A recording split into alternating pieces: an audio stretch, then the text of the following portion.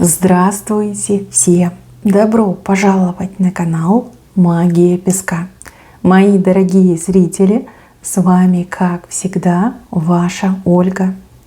Всех вас сердечно благодарю за то, что выбираете быть со мной, за вашу невероятную и теплую поддержку, за ваше участие, за ваши донаты.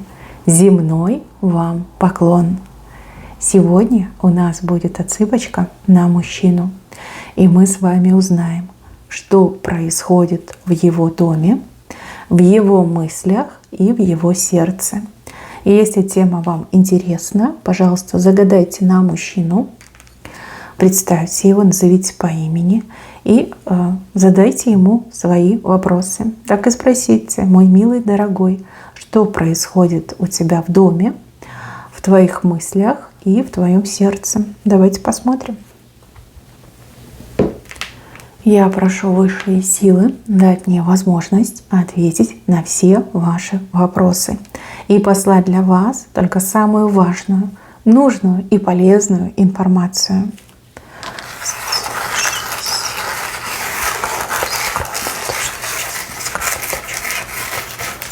Ой, какой у него факел в сердце горит. Просто обалдеть, обалдеть. Сердце горит, просто горит. Все в пламени, в пламени. Это и любовь, и страсть. Так, мужчина. Мужчина с людьми находится. У него в доме люди есть.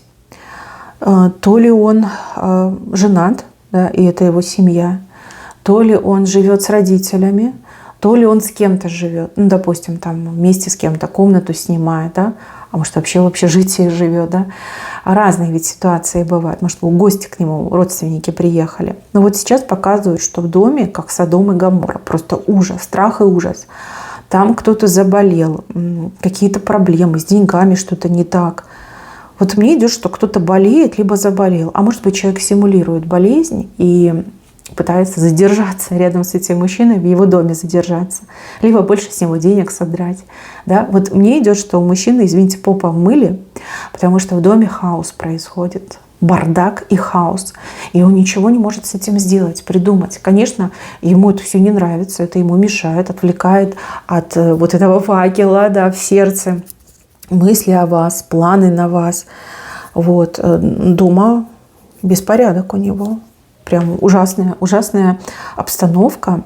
И еще мне идет, что там все как будто бы на нервах. Вот как оголенные нервы, да. Вот прям либо мертвая тишина, да, зловещая тишина, либо люди моментально начинают ругаться. Если вы загадали на мужчину женатого, то все очень плохо там в доме. Там люди просто ненавидят друг друга. И, возможно, его пытаются развести на деньги, либо разжалобить, что кто-то вот заболел, и вот ты там давай деньги, либо давай ухаживай, либо сиди дома, никуда не ходи. То же самое родители могут тянуть деньги со своих детей, либо родители могут придумывать себе болезни, чтобы сын, допустим, больше им времени посвящал, чтобы там в обслугу превращался, да, на самом-то деле. А может быть, специально, да, ревнуя к вам, провоцируют такие вот, разыгрывают сценки там с кризом, с болезнью, с приступом, да, вот мне идет именно так. В общем, он не рад своему дому, он не рад в своем доме, и у него такие мысли: вот бежать куда подальше, либо там все спалить, кедрени, фени, чтобы все это закончилось, да, спалить вместе с проблемами.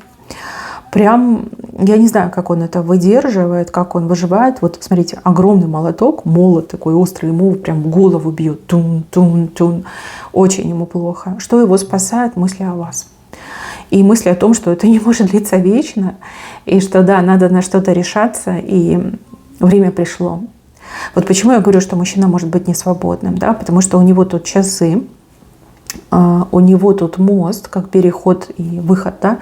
Выход, переход из одного состояния в другое состояние. Вот. И он такой: надо решаться, и вот уже все знаки показаны, а я вот все медлю, да, чего я жду? Пока этот молот разобьет мне ядрение фени голову, да, просто вот в кашу превратит мою голову, чего я жду? Надо что-то делать, надо это прекращать, да? Нужно как уходить, убегать, все менять в своей жизни. Ну вот кто-то рядом с ним находится. Напишите, кстати, в комментариях, если вам проигрывается, да, кто с ним рядом. Либо другая семья, либо родители, либо, не знаю, какие-то родственники, может, соседи, да, по комнате, которые там тоже бардак устраивают и не хотят съезжать, либо не хотят там деньги платить за квартиру, допустим. Ну вот явно не сладко, не в порядке, все не в порядке. Так, мысли, помимо того, что время пришло, поджимает и надо решаться, да, делать этот выход, переход, еще мысли о каких-то заработках, не заработках, доходе, о какой-то прибыли. Ему кто-то то ли денег должен, то ли ему пообещали, то ли какой-то проект, который вот он прям ждет, как манну небесную. А сил вот не хватает, потому что в доме бардак, потому что в доме хаос, потому что он сам весь на нервах, весь уже дергается, у него уже нервный тик, глаз явно у него дергается. Он спать нормально не может, у него там с аппетитом проблемы. И выглядит он, кстати, хреновенько на самом-то деле. Вот как-то прям на лице написано, что человек измучился. И вот эта нервозная обстановка, она на него прям очень влияет. Но он думает о деньгах, он думает о заработках, он ждет какие-то деньги. И эти деньги вот в его понимании должны стать вот ключевым моментом. Допустим, я получаю деньги, и я перехожу, да, по этому мосту. Я оставляю этих людей, я даю им деньги, пусть они там что хотят, то и делают, лечатся, там операции, что им там надо, отдых, санаторий. Вот все, меня не трогайте. Сниму себе жилье и уйду. Вот куда глаза глядят, уйду. Вот такие мысли. Опять же, может быть, деньги нужны для того, чтобы с вами куда-то съездить. Может быть, он вам пообещал, он такой: все, я уеду на отдых с моей любимой женщиной и все эти проблемы оставлю позади. Еще у него в мыслях решить какой-то вопрос. Но опять же, вопрос с какими-то документами, бумаги. Даже не просто не решить, закрыть. Вот, закрыть. Может, у него есть кредит, может, какой-то долг, какая-то как оплата должна быть, внести деньги, оплатить что-то. Вот тоже его это беспокоит, он об этом думает. По этому вопросу он очень боится, что вы узнаете. Он не хочет, чтобы вы знали, потому что вы можете разволноваться, распереживаться. В общем, будет скрывать. От вас он это точно будет скрывать. Но мечтает, чтобы какой-то вопрос закрылся поскорее. И еще, мои хорошие, если вы с этим мужчиной, кого вы загадали в последнее время, в натянутых отношениях, то ему очень хочется, вот видите, меч в землю вкопать, вот так вкопать, да, чтобы доказать вам, что он вас любит, только вы ему нужны, только в вас он заинтересован, что больше никогда не было этих вопросов, сомнений и ссор между вами не было. Вот я очень хочу поставить все точки над «и». Ну, нож, кинжал, меч – это все про скандалы, про ссоры, про выяснение отношений, про ругню. Ему очень хочется закопать, чтобы у вас не было по поводу этого мужчины сомнений, и чтобы не было сомнений по поводу его чувств, его намерений, да, его настоящих истинных отношений. Вот, хочется закопать, поскорее закопать, причем по самую рукоять, чтобы вообще его никто больше не откопал. Ну, то есть он не хочет с вами ругаться, он устал от этого, и может, он и сам понимает, что изначально был неправ, но будучи, например, там, несвободным человеком, либо нерешительным человеком, там, несвободным от семьи, либо нерешительным в плане родителей, да, что вот он запоздалое действие, запоздалый акт, а из-за этого вы уже ссорились и ругались, либо сейчас поссорились, поругались. Там думает, и я думаю, что он воплотит, потому что меч, он практически вкопан уже, можно так сказать, наполовину, так это точно. В сердце у него тут факел показан. И этот факел горит для вас, исключительно для вас, мои дорогие женщины, кто пришел, загадал на мужчину. Это его любовь, это его страсть, это его безумная, навязчивая идея быть с вами. Любовь его не знает ни рамок, ни границ. Вот когда факелом любовь показывают, когда сердечком, это прям такая уже продуманная, взрослая, созревшая любовь. А когда именно вот огонь, факел, огонь, это всегда про то, что любовь в нем с каждым днем становится все ярче и ярче, что он горит к вам, он не затухает, он горит. Вот как, знаете, в первый день, когда вы встретились, так он еще и сильнее вас хочет, да, он еще сильнее вас любит, сильнее влюбляется в вас, да, правильно сказать, не любит, а именно влюбляется. очень классный знак. И знаете, вот в плане его слов по поводу отношений, любви, вот ему можно верить, он вам правду говорит. Он действительно вас любит и любит так, как никого и никогда не любил ранее. Очень это согревающее чувство, да, вот этот огонь, он не обжигает, он именно согревает, он надежду дает, он веру в будущее дает. Да, этот мужчина прям серьезно на вас полагается. И вообще он как-то вас видит как свой шанс на новую жизнь, на счастливую жизнь. Возможно, он никогда не был счастлив, возможно, он никогда не испытывал каких-то особых чувств, ощущений. Да? И вот именно с вами он это все познал. Вы знаете, вот у меня идет такое ощущение, что он и вас заставит гореть. Вот найдет он к вам подход, девочки, найдет. Может быть, сейчас вы им недовольны, либо он для вас какой-то непонятный, вы не понимаете, что он делает, почему там что-то скрывает, либо чувствуете, что скрывает, не договаривает. Может быть, вам не нравится то, что он никак не может закончить этот вопрос в собственном доме, да.